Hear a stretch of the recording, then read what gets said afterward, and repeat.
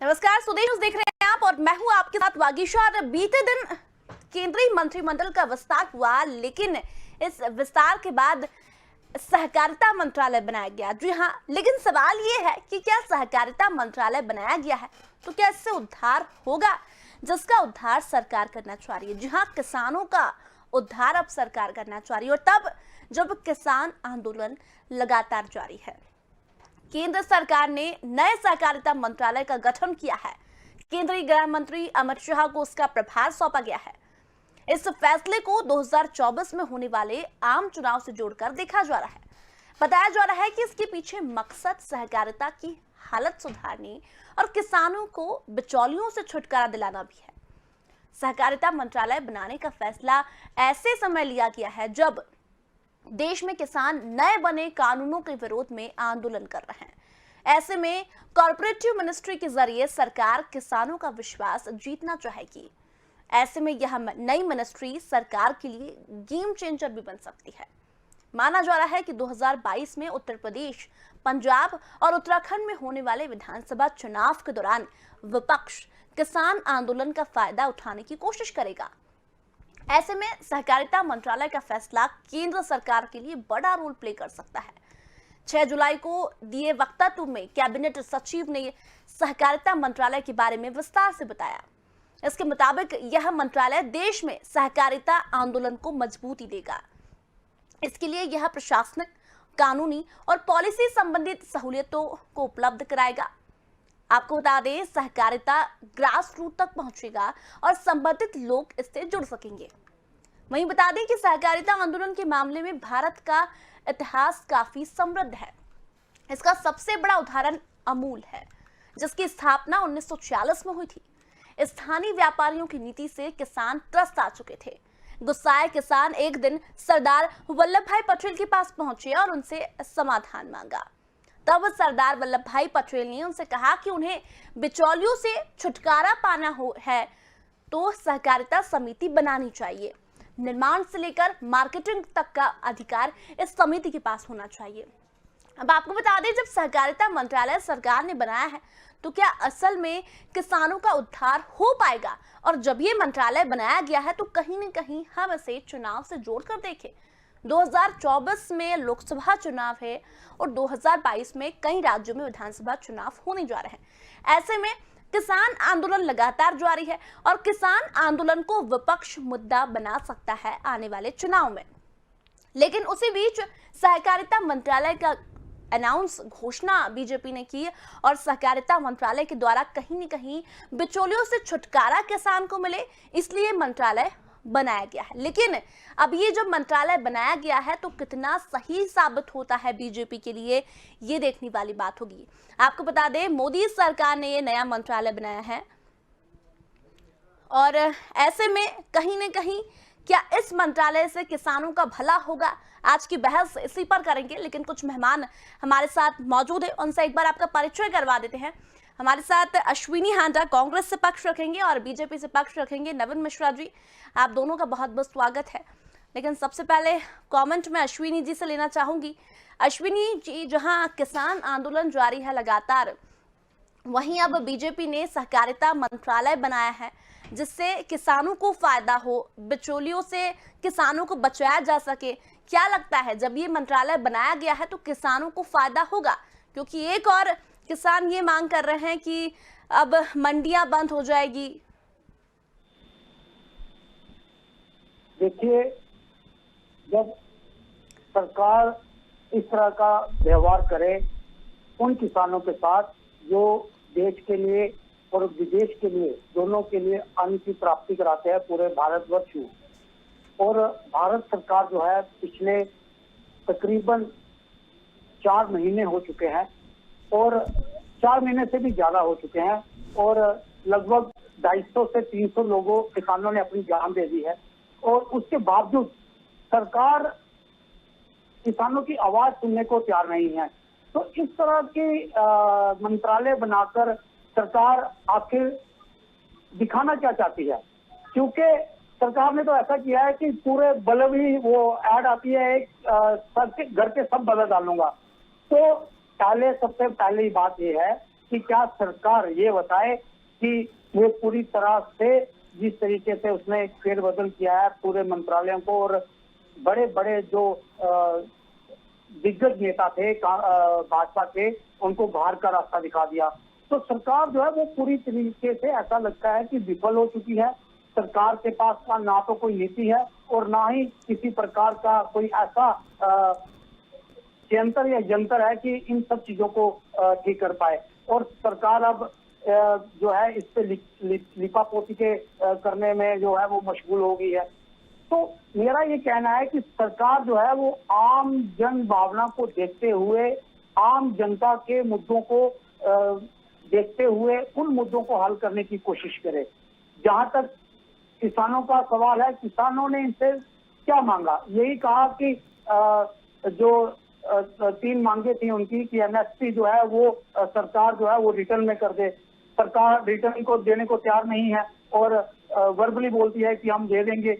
तो सरकार कहीं ना कहीं जो है वो संशय में है। सरकार को ये नहीं लगता है कि वो सही ढंग से चला पा रही है। तो इस तरह के प्रयोग जो है वो सरकार करते जा रही है और जो कि देश के लिए घातक सिद्ध हो रहे हैं। अगर आप इस तरह से प्रयोग करेंगे, जो एक मंत्रालय है वो 2-2.5 साल काम करेगा, उसके बाद उसको बिल्कुल दरकिनार कर देंगे तो दूसरा आदमी वहां पे बिठा देंगे, तो इससे भला नहीं होने वाला है। भला उससे होने वाला है कि आपकी ठोस नीति आखिर है क्या, आपकी योजनाएं क्या है। जब तक योजनाएं लोगों तक नहीं पहुंचेंगी तब तक लोगों को फायदा नहीं मिलने वाला है। चाहे आप इस तरह के कितने भी प्रयोग कीजिए, इन प्रयोगों का कोई हल नहीं निकलने वाला है, ना ही लोगों को फायदा होने वाला है। तो सरकार से यही है कि सरकार जो है वो लोगों की जो सही जनभावना है। अश्विनी जी आपके पास भी आऊंगी मैं, लेकिन एक कमेंट पहले नवीन जी से ले लेती हूँ। नवीन जी क्या लगता है, ये जब सहकारिता मंत्रालय बनाया गया है तो क्या किसानों का भला होगा इससे, और ये जो घोटाले हो रहे हैं क्या वो रुक पाएंगे, क्योंकि किसान आंदोलन लगातार जारी है? बगीचा जी, हिंदुस्तान के 130 करोड़ जनता की रीढ़ अगर है तो हिंदुस्तान के किसान है। किसान देश की बड़ी संख्या देश के गांव में रहती है और देश के किसानों को मजबूत करना, ये कोई भी सरकार देश में हो उसकी केंद्र बिंदु होनी चाहिए, उसकी मानसिकता होनी चाहिए। जिस ढंग से 2014 में बीजेपी की सरकार आने के बाद भाई नरेंद्र मोदी जी के नेतृत्व में जो सरकार बनी देश में, और किसानों को जिस ढंग से मजबूत करने की दिशा में सबसे पहले हमने खाद का घोटाला जो कांग्रेसियों के एक बहुत बड़ी षड्यंत्र का परिणाम था, उस घोटाले को हमने बंद किया, नीम कोटेड किया। बाहरी जो खाद आते थे जिसमें जिस देश से भी आते थे, कांग्रेस की एक बड़ी टीम उसमें कमीशन खोरी में लगी रहती थी, जो इतिहास बताता है। और भारत सरकार के पास इस ढंग की काफी लंबित फाइल है। आप लोगों को पता होगा कि शायद बागीसा जी की टीवी नरसिम्हा जी की सरकार के बाद में एक बड़ा खाद घोटाला हुआ था इस देश में, जिसकी जांच आज तक चल ही रही है। और ये जो आप लोग कोऑपरेटिव की बात करें, सहकारिता आंदोलन की शुरुआत कांग्रेस की सरकार में हुई थी, जब राष्ट्रीय सरकार देश में बनी थी जवाहरलाल नेहरू जी के नेतृत्व में। उस समय में सरदार वल्लभ भाई पटेल जो देश के प्रधानमंत्री थे और गृह मंत्री जी थे, किसान तंग आ गए थे उस चंद आजादी के कुछ दिनों के बाद में, जिस दिन से कांग्रेसी सरकार और उस राष्ट्रीय सरकार के अंदर कांग्रेस के कार्यकर्ताओं ने पूरे देश में किसानों के बीच में और सरकार के बीच में मीटिंग करके सिंडिकेट राज स्थापित करने की कोशिश किया था। किसान सरदार वल्लभ भाई पटेल के पास गए। लेकिन नवीन जी, अश्विनी जी का कहना है कि किसानों की बातें तो सुनी नहीं जा रही है, उनकी मांगे नहीं सुनी जा रही है, तो फिर इस मंत्रालय का क्या काम? पाकिस्तान जी, मैं उसी जगह में बोल रहा हूँ। मेरे मित्र ने भी कहा, मैंने सारी बात सुनी। और उस समय गुजरात आप जो कोऑपरेटिव जो स्थापना की गई, किसानों की जो समस्या है उनका हल नहीं होने वाला है। आराम से सुन तो लीजिए पहले। आपने कहा पहले सुन तो लीजिए मेरी बात, तो आपने कहा मैंने बड़ी शांति से सुना, पहले आप तो मेरी बात सुन लीजिए। बिल्कुल बिल्कुल बिल्कुल, आप कहिए बात। कांग्रेस ने इसकी स्थापना 1946 में किया था। बागीसा जी याद होगा, अभी गुजरात कोऑपरेशन फेडरेशन जो है, जिसका अमूल ब्रांड है, आज हिंदुस्तान के अंदर 39,200 करोड़ रुपए की उसकी बढ़त है पूरे हिंदुस्तान में। देखिए, किसान आंदोलन किसानों का करना लोकतांत्रिक अधिकार है, लेकिन किसान आंदोलन के बीच में कुछ ऐसी और विदेशी ताकतों ने जिस ढंग से किसानों को मजलूम बना दिया था, किसानों को गलत रास्ते का ट्रैक पे ले जा रहे थे, इसको रोकने के लिए सहकारिता विभाग बनाना भारत सरकार के लिए इसलिए जरूरी था क्योंकि पिछली सरकारों ने, चाहे इंदिरा जी की सरकार थी, चाहे वो राजीव गांधी जी की सरकार थी, चाहे वो देवेगौड़ा जी की सरकार थी, चाहे वो सरकार राजीव गांधी जी के चलिए नवीन जी, मैं मान लेती हूँ कि किसान आंदोलन को रोकने के लिए कहीं न तमाम कहीं, सरकारों ने सहकारिता विभाग को नवीन जी चलिए मैं मान लेती हूँ कि किसान आंदोलन को रोकने के लिए ये विभाग का गठन किया गया, मंत्रालय का गठन किया गया है, लेकिन किसानों की मांगे क्यों नहीं मानी जा रही है? फिर अगर किसानों का इतना ही ध्यान रख रही है सरकार, तो फिर मांगे क्यों नहीं मानी जा रही है?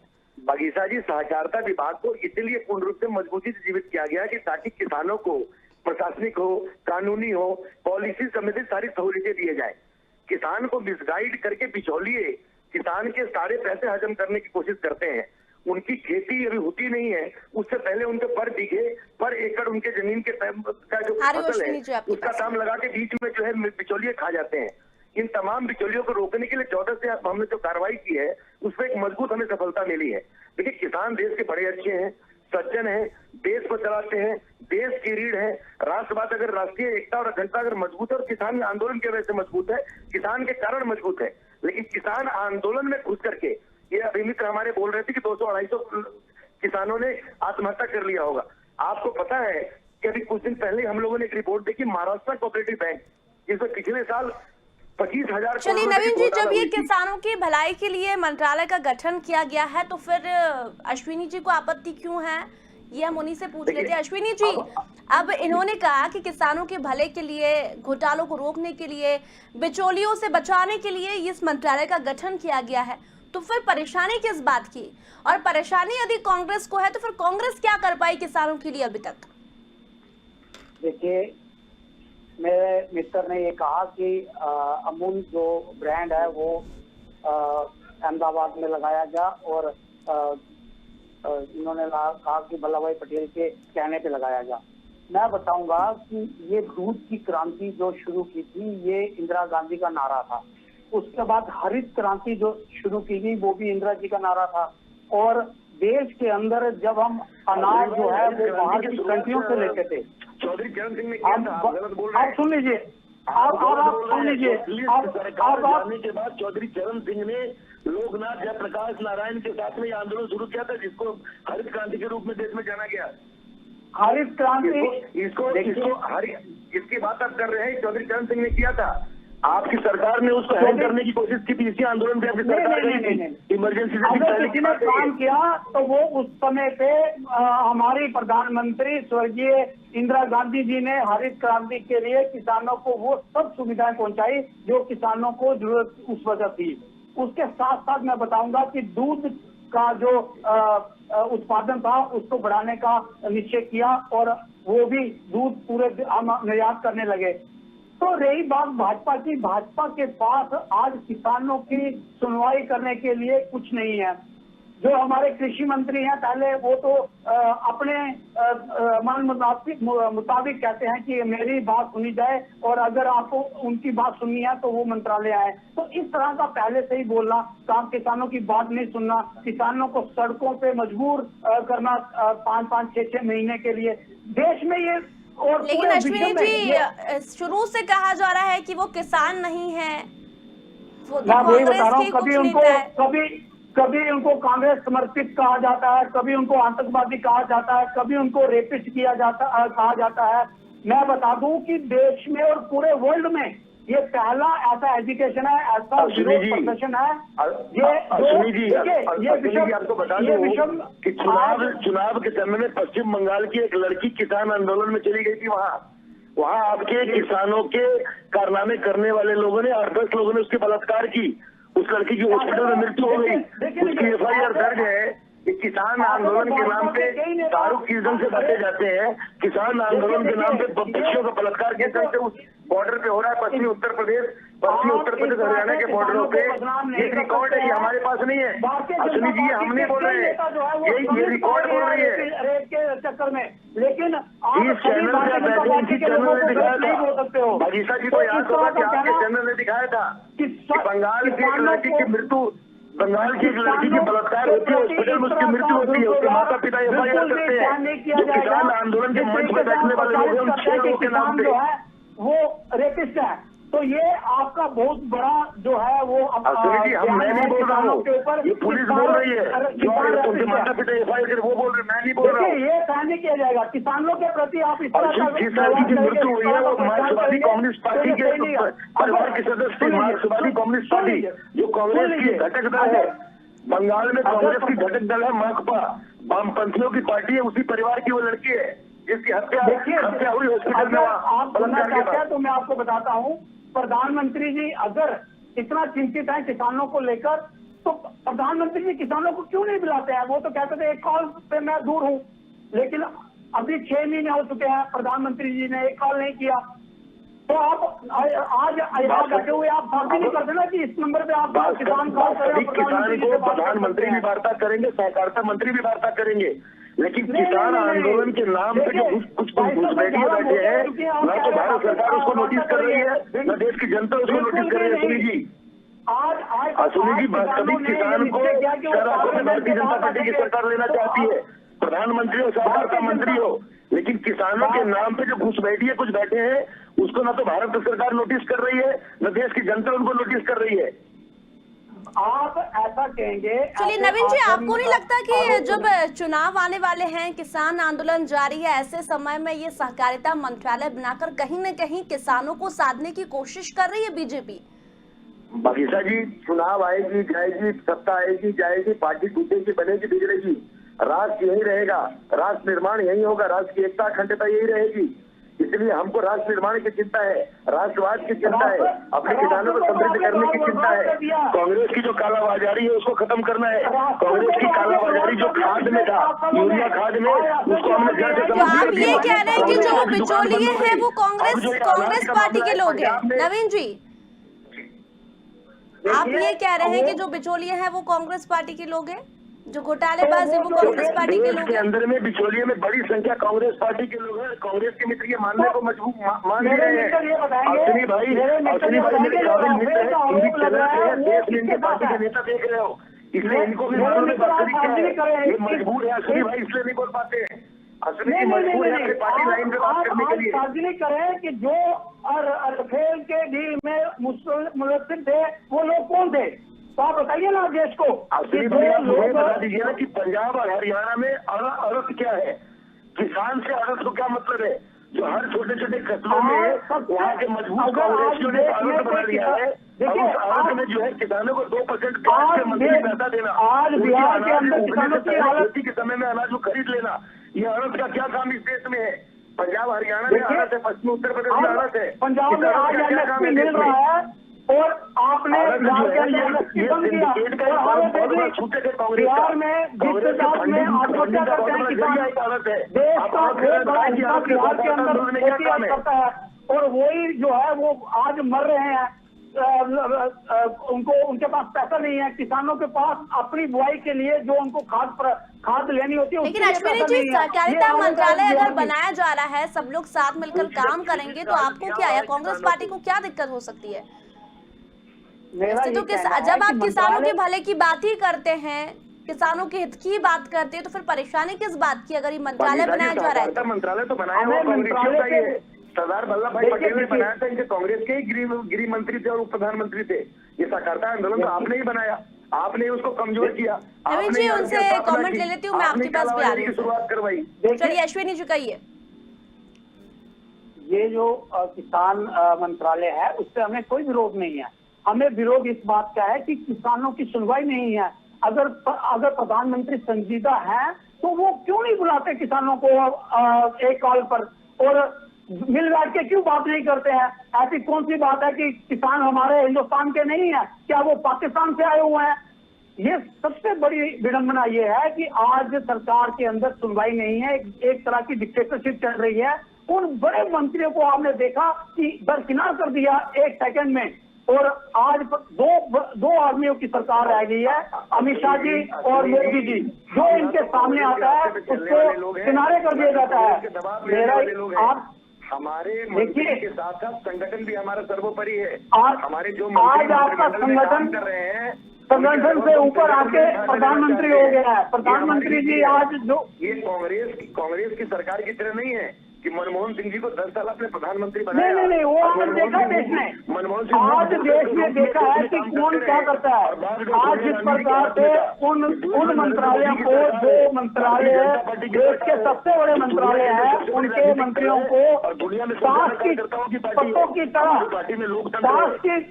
तरह फेंक दिया, लेकिन ये शोभा नहीं देता है। चुनाव होती है, हमें उन मंत्रियों से संवेदनाएं हैं जो प्रियंका इस मंत्रालय के थे और प्रधानमंत्री ने उनके नवीन साथ जी, संवेदनाएं हैं इन मंत्रियों से जिन्होंने इस्तीफा दिया है। अब आप इनकी बातों का जवाब दीजिए कि आखिर क्यों दरकिनार किया गया उन मंत्रियों को।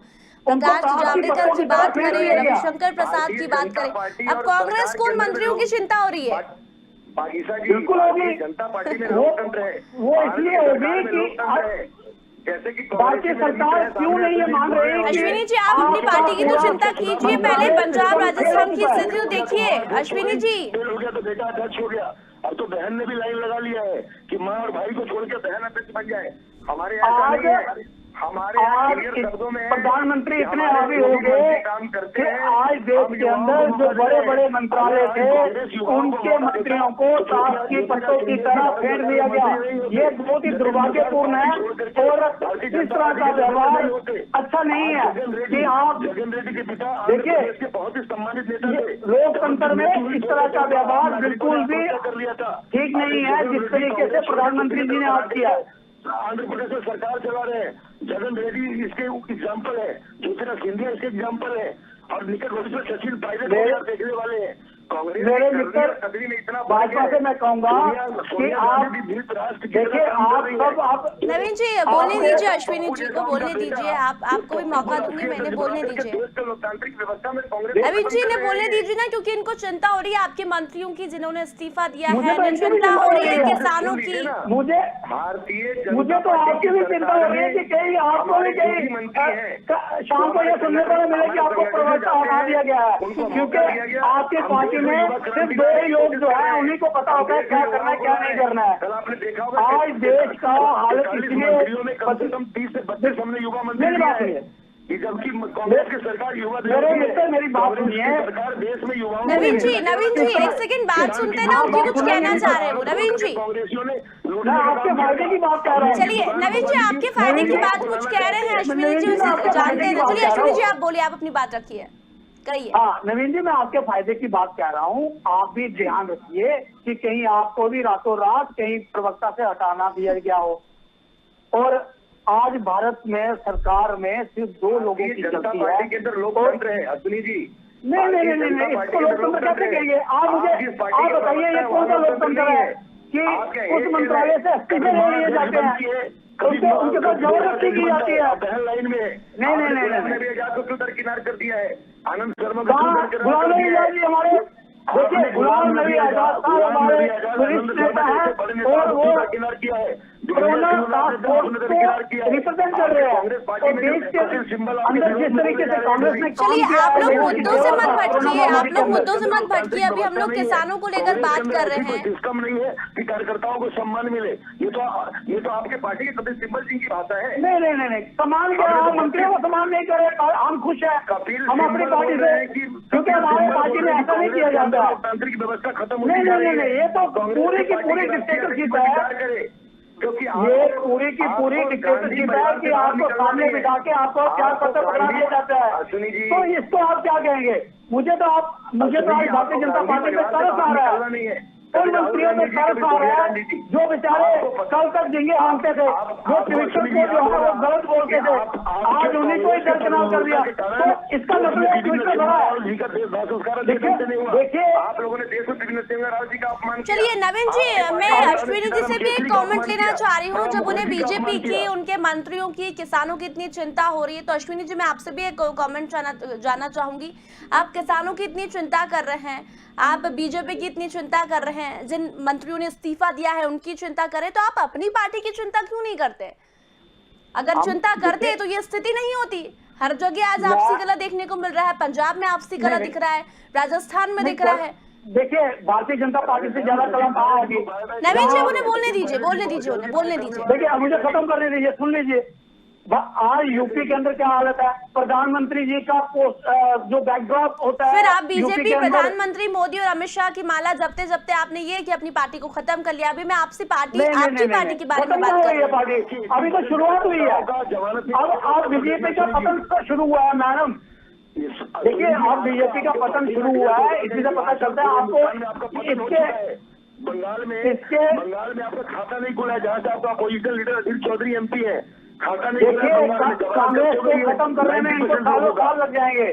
कांग्रेस खत्म नहीं होगी, भाजपा खत्म हो जाएगी, क्योंकि जिस आंधी से भाजपा आई है उस आंधी से चली जाएगी। क्योंकि आपके पास कोई एजेंडा नहीं है, देश भी है। भारतीय जनता पार्टी के पास ना कोई एजेंडा है, ना ही देश के भविष्य के लिए। चलिए, आपके पास क्या एजेंडा है? आपके पास क्या है किसानों के लिए? जब पंजाब के किसान आज धरना दे रहे हैं, तो अब आने वाले चुनाव में कांग्रेस क्या कर रही है किसानों के लिए, आप बताइए। अब अगर कांग्रेस की सरकार पंजाब में आती है तो हम एमएसपी को लागू कर देंगे, सुनिश्चित करेंगे और रिटर्न में देंगे।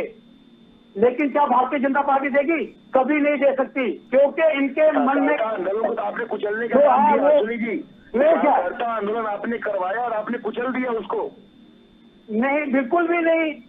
ये हमारा आज वादा है इसी चैनल के चलिए, द्वारा। तो अभी इस पूरी बहस में दोनों ही पार्टियां एक दूसरे पर आरोप प्रत्यारोप कर रही हैं। किसानों की भलाई की आप लोग बात करते हैं, लेकिन कहीं न कहीं चुनाव साधने की कोशिश कर रहे हैं, किसानों को साधने की कोशिश कर रहे हैं। अश्विनी जी और नवीन जी, इतना ही समय था चर्चा के लिए मेरे पास। बहुत बहुत धन्यवाद दोनों ही मेहमानों का। तो आपको बता दें, अब बीजेपी ने सहकारिता मंत्रालय का गठन किया है। उस बीच भी गठन हुआ है जब किसान आंदोलन लगातार जारी है। अब ऐसे में कहीं न कहीं क्या किसानों को साधने की कोशिश बीजेपी कर रही है? और अगर बीजेपी किसानों को साधने की कोशिश कर रही है, तो क्या सहकारिता से किसानों का उद्धार होगा? ये देखने वाली बात होगी। लेकिन विपक्ष की यदि बात करें तो विपक्ष आने वाले चुनाव में अब किसान आंदोलन का मुद्दा उठाएगी, मुद्दा बनाएगी। अब सहकारिता से उद्धार होगा या फिर किसानों से कांग्रेस का उद्धार होगा, ये देखने वाली बात होगी। फिलहाल चर्चा में इतना ही, जल्दी लौटेंगे, तब तक बने रहिए स्वदेश न्यूज के साथ। नमस्कार।